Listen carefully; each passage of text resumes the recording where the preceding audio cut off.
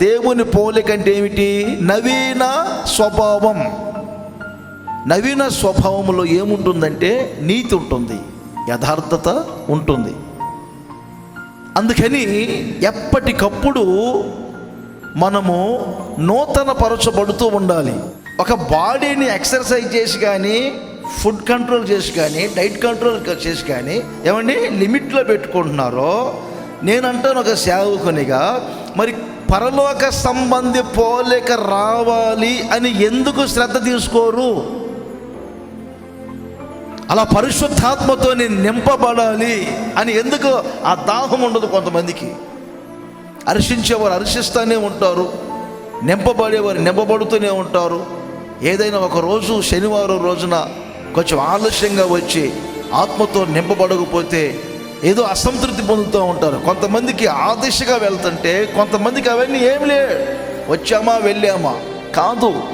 పరిశుద్ధాత్ముడు మీలో ఉన్నప్పుడు, పరిశుద్ధాత్మ మీ మీద నిలిచినప్పుడు, పరిశుద్ధాత్మ మీకు ఒక పోలికను తీసుకొని వస్తారు.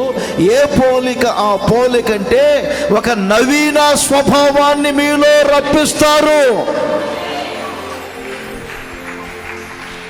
ఒక రోజు కాదు, ప్రతిరోజు మనము నూతన పరచబడాలి.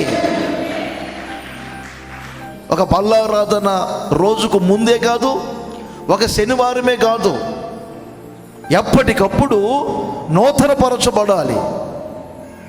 శరీరాన్ని ఎప్పటికప్పుడు శుభ్రపరచుకోరా? ధరించుకునే వస్త్రములను ఎప్పటికప్పుడు నూతన పరుచుకోరా? తినే ఆహార పదార్థాలను ఎప్పటికప్పుడు నూతన పరుచుకోరా? అలాగున మరి పరిశుద్ధాత్మ చేత ఎందుకు ప్రతి క్షణం నూతన పరచబడరు? పరిశుద్ధాత్ముడు మీకు తెలియకుండానే మీలో ఎందుకు మీరు ఆత్మతో నింపబడుతున్నారు? ఎందుకు భాషలు మాట్లాడుతున్నారు? ఎందుకు ఆత్మల గంతులు వేస్తున్నారంటే, మీకు తెలియకుండా మీలో ఒక రూపం, ఒక పోలిక ఏర్పడుతుంది. ఏమిటో పోలిక? అది దేవుని పోలిక. యేసు నామ పరిశుద్ధాత్ముడు ఒక్కొక్కరిని నూతన పరచునుగాక, నూతన పరచునుగాక, నూతన పరచబడుదురుగాక.